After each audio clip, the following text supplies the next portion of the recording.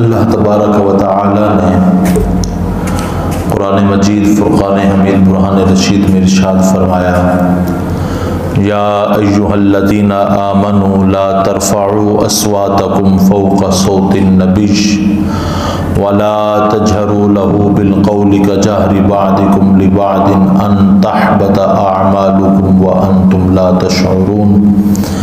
رب فرماتا ہے کہ اے ایمان والو،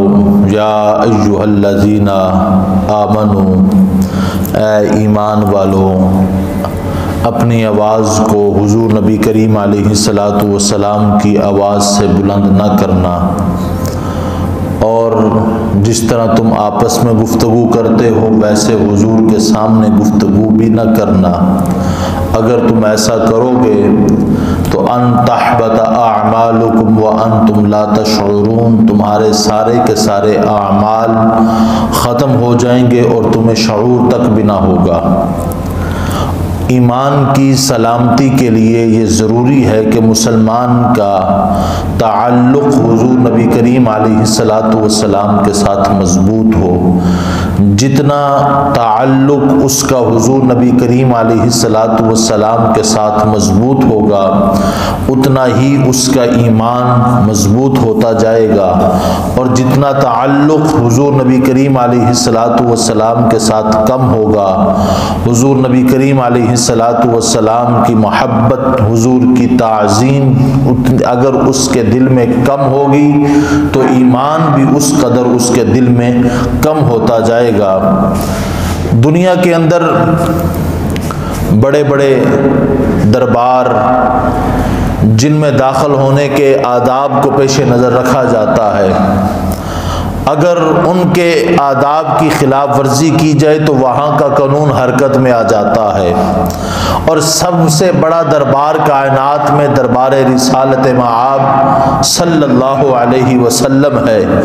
اور جس کے آداب خالق کائنات رب لم یزل بیان فرما رہا ہے کہ میرے محبوب کے دربار میں جب حاضر ہونا ہے تو آداب کیا ہونے چاہیے۔ فرمایا، قرآن میں رب فرماتا ہے کہ جب تمہیں رسول اللہ صلی اللہ علیہ وسلم بلائیں تو فوراً حاضر ہو جو، تاخیر نہیں کرنی، ہر کام چھوڑ کر فوراً مصطفیٰ کریم کی خدمت میں حاضر ہو جاؤ۔ دوسرا ادب یہ بتایا، جب در اقدس پر حاضر ہو تو آواز نہیں لگانی، میرے محبوب کی تشریف آوری کا انتظار کرنا ہے۔ اور تیسرا ادب یہ بتایا، جب تم میرے محبوب سے ملاقات کے لیے جاؤ تو پہلے تم صدقہ خیرات کر کے جاؤ تاکہ تمہیں احساس ہو کہ کتنی بڑی بارگاہ میں جا کر حاضری دینی ہے۔ اور چوتھا ادب یہ بتایا ہے، رب نے چوتھا ادب قرآن میں یہ بتایا ہے کہ جب میرا محبوب تم سے گفتگو کرے تو ادھر ادھر نہیں دیکھنا، ہماتن گوش ہو کر میرے محبوب کی گفتگو کو سماعت کرنا ہے۔ اور فرمایا کہ جب اگر میرے محبوب کی کوئی بات تمہیں سمجھ نہ آئے تو ادب سے یہ عرض کرنا ہے، آقا نگاہ کرم فرمائیں پھر سمجھا دیجئے۔ اور فرمایا کہ میرے محبوب کا ادب یہ ہے، دربار رسالت کا ادب یہ ہے کہ جب گفتگو کرنی ہے تو نام نہیں لینا ہے، القابات سے پکارنا ہے، یا رسول اللہ کہہ کے پکارو، یا حبیب اللہ کہہ کے پکارو، اور اتنی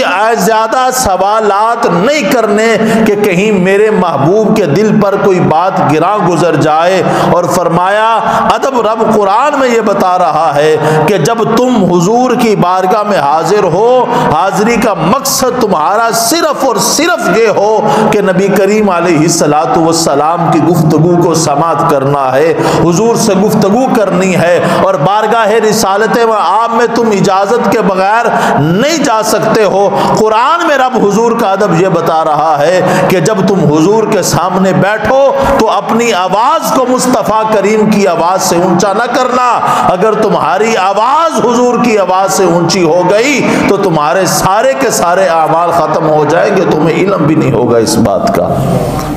یہ ادب رب کائنات خود سکھا رہا ہے، حضور نبی کریم علیہ الصلاۃ والسلام کے دربار کا ادب رب کائنات خود بتا رہا ہے۔ حضرت ثابت بن قیس رضی اللہ تعالی عنہ، ان کی سماعت کمزور تھی، جس وجہ سے یہ فطرتاً اونچی بولے. جس کی سماعت کمزور ہو وہ یہی سمجھتا ہے کہ دوسرے کو بھی اونچی سنائی دیتا ہے، اس لیے وہ ذرا اونچی بولتا ہے.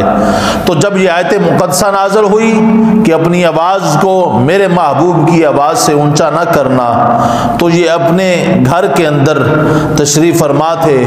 کچھ دن دربار رسالت میں حاضری نہ ہوئی. حضور نے فرمایا ثابت بن قیس نہیں آئے. ایک انصار صحابی نے کہا حضور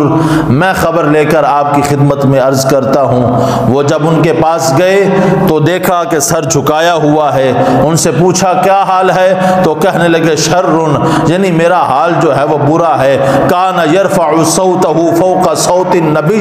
فقد حبط عملہ وہو من اہل النار. کہا میرے تو سارے کے سارے اعمال برباد ہو گئے ہیں، میں تو جہنمی ہو گیا ہوں. میں گفتگو کے درمیان حضور کے ساتھ جب بات چیت ہوتی ہے تو میری آواز حضور کی آواز سے اونچی ہو جاتی ہے. وہ انصار صحابی ان کی یہ بات حضور نبی کریم علیہ السلام کی خدمت میں عرض کی. حضور نے ارشاد فرمایا جاؤ ثابت بن قیس سے کہہ دو کہ تمہارے پاس اللہ تعالیٰ کی بشارت ہے. بشارت کیا ہے؟ حضور نے فرمایا ثابت سے کہو اور اسے خوشخبری سناؤ کہ آپ جہنمی نہیں ہیں بلکہ آپ تو اللہ تعالیٰ کی رحمت سے جنتی ہیں، اللہ کی رحمت سے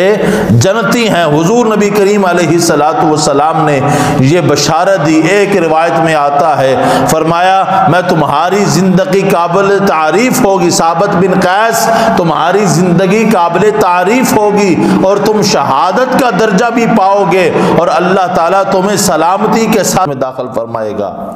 احباب ذی وقار، حضور نبی کریم علیہ السلام حضرت سیدنا صدیق اکبر رضی اللہ تعالی عنہ جب کہیں دور دراز علاقے سے وفد آتے ملاقات کے لیے تو پہلے سیدنا صدیق اکبر رضی اللہ تعالی عنہ ادب سکھاتے تھے ان کو کہ حضور کی بارگاہ میں حاضر ہونا ہے تو ادب کیا ہونا چاہیے، کس ادب کے ساتھ تم نے حضور نبی کریم علیہ السلام کی بارگاہ میں حاضر ہونا ہے. اور جب یہ آیت مقدسہ نازل ہوئی تو حضرت عمر فاروق رضی اللہ تعالی عنہ حضور نبی کریم علیہ السلام کی بارگاہ میں ایسے ایستا انداز میں گفتگو کرتے تھے، ایسے رازداری کے ساتھ بات کیا کرتے تھے کہ بعض دفعہ حضور کو خود کہنا پڑتا تھا. حضور خود فرماتے تھے عمر کیا بولا ہے، ذرا اونچی بولو سمجھ نہ آئی. یعنی اتنی ایستا آواز میں حضرت عمر فاروق رضی اللہ تعالی عنہ حضور سے گفتگو کرتے تھے کہ کہیں میری آواز حضور نبی کریم علیہ السلام کی آواز سے اونچی نہ ہو جائے. احباب ذی وقار، اب پتہ کیسے چلے گا کہ حضور کی آواز سے اپنی آواز کو اونچا نہیں کرنا ہے؟ تو علماء نے فرمایا ہے کہ جب حضور کی خدمت میں حاضر ہو جاؤ تو با ادب خاموش ہو کر بیٹھ جاؤ، حضور کا کلام سنو، حضور کی گفتگو کو سنو. جس آواز میں حضور نبی کریم علیہ السلام گفتگو فرما رہے ہوں تمہاری آواز اس آواز سے کم ہو، تمہیں پتہ ہو کہ حضور نبی کریم علیہ السلام کی بارگاہ میں حاضر ہیں اور یہ حاضری کے آداب ہیں. احباب ذی وقار، حضرت صاحب بن زید رضی اللہ تعالی عنہ آپ کہتے ہیں کہ میں مسجد نبوی میں سویا ہوا تھا کہ ایک شخص نے مجھے متوجہ کیا اور مجھے کنکری مار کر اپنی طرف متوجہ کیا اور میں نے دیکھا کہ وہ حضرت عمر فاروق رضی اللہ تعالی عنہ تھے اور انہوں نے کہا کہ ان دو آدمیوں کو بلا کر لاؤ. اشارہ کیا. جب ان کو بلا کر لایا تو پوچھا کہ تم کس قبیلے اور کس قوم سے تعلق رکھتے ہو؟ تو انہوں نے کہا کہ ہم طائف سے آئے ہیں، ہم طائف سے آئے ہیں. تو حضرت سیدنا عمر فاروق رضی اللہ تعالی عنہ فرماتے کہ تم آداب رسالت مآب صلی اللہ علیہ وسلم سے ناواقف ہو اس لیے تمہیں معاف کیا ہے، اگر تم مدینہ کے ہوتے تو ضرور تمہیں سزا دیتا، اگر تم مدینہ کے ہوتے ضرور تمہیں سزا دیتا. کیوں؟ تمہیں حضور نبی کریم علیہ السلام کی مسجد میں تشریف بیٹھے ہو اور تمہاری آواز اب بلند ہو رہی ہے اس لیے تمہیں آداب کا علم نہیں ہے، اگر تم مدینہ کے ہوتے تو ضرور تمہیں سزا دیتا. حضرت عثمان غنی رضی اللہ تعالی عنہ اور حضرت اماں عائشہ صدیقہ حضرت اما عائشہ صدیقہ رضی اللہ تعالی عنہ کا یہ معمول تھا کہ مسجد نبوی کے ارد گرد کسی گھر کے اندر کوئی کیل ٹھونکے جا رہے ہوں یا کوئی مستری کام کرے اس کی اوزار کی آواز آئے تو حضرت اما عائشہ صدیقہ رضی اللہ تعالی عنہ پیغام بھیجتی تھی کہ اپنی آوازوں کو کم کرو، حضور نبی کریم علیہ الصلوۃ والسلام آرام فرما رہے ہیں اپنے روضے پاک میں، اپنی آواز، تمہاری اس کیل کی آواز نہیں آنی چاہیے، تمہارے اگر کام کرنا ہے تو تمہارے اوزار کی آواز بھی نہیں آنی چاہیے۔ اور حضرت امام مالک رضی اللہ تعالی عنہ 40 سال مسجد نبوی میں بیٹھ کر درس حدیث دیا ہے۔ جب درس حدیث دیتے تھے تو ادب کیا تھا کہ جب کتاب کا صفحہ پلٹتے تھے تو اس کتاب کا صفحہ پلٹنے کی بھی آواز نہیں آنے دیتے تھے، کہتے کہیں آواز آ جائے تو بارگاہ رسالت میں بے ادبی نہ ہو جائے۔ اتنے ادب کے ساتھ مسجد نبوی شریف کے اندر بیٹھ کر حدیث کا درس دیا کرتے تھے۔ احباب ذی وقار، ایک مرتبہ خلیفہ ابو جعفر منصور کا کسی بات پر امام مالک سے مکالمہ ہوا،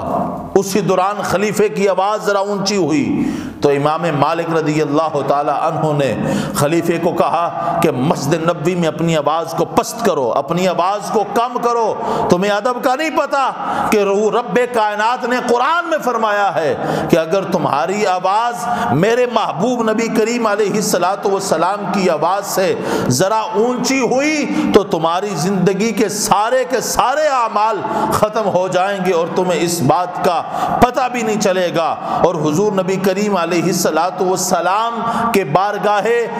حضور کی بارگاہ کا ادب صرف حضور کی حیات میں نہ تھا، قیامت تک کا یہی حکم ہے کہ جب بھی حضور کی بارگاہ میں حاضر ہو، اب روضے پاک پر جب بھی حضور نبی کریم علیہ الصلوۃ والسلام کی خدمت میں حاضر ہو تو تمہاری آواز حضور نبی کریم علیہ الصلوۃ والسلام کی آواز سے اونچی نہ ہو، تمہاری آواز اس قدر آواز اونچی نہ ہو جس قدر تم آپس میں ایک دوسرے سے گفتگو کرتے ہو، تمہارا انداز بھی ایسا نہیں ہونا چاہیے، بے تکلفانہ انداز میں بارگاہ رسالت مآب میں گفتگو نہ کیا کرو۔ اگر تم ایسا کرو گے تو تمہاری زندگی کے سارے اعمال جو ہیں وہ ختم ہو جائیں گے اور تمہیں اس بات کا علم تک بھی نہ ہوگا۔ احباب ذی وقار، ایمان کا تعلق